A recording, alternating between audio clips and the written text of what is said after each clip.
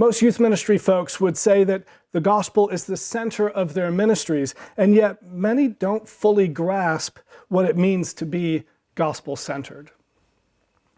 After 10 years as a youth director in a large church in the Chicago suburbs, I moved over to England and worked for a church there for 5 years.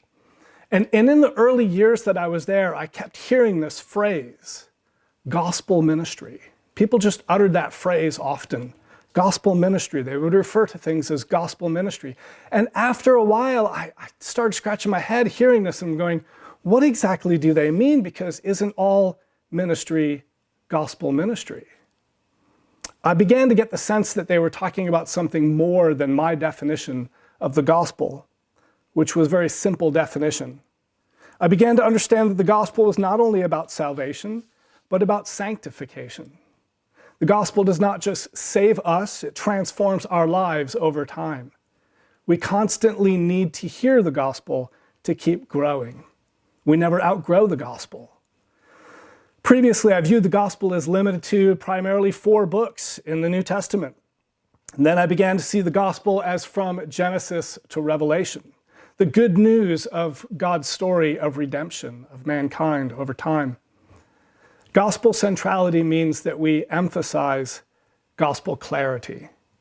It must be a priority that students understand and are able to articulate the gospel. We can't assume that they get it, that they understand it, that they know this. The gospel is more than about sin and redemption.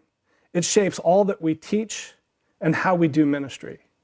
Gospel centrality means we don't simply teach young Christians how to live like Christians. We proclaim God's truth so that students fall in love with Jesus. We emphasize not what we do, but what God has done for us.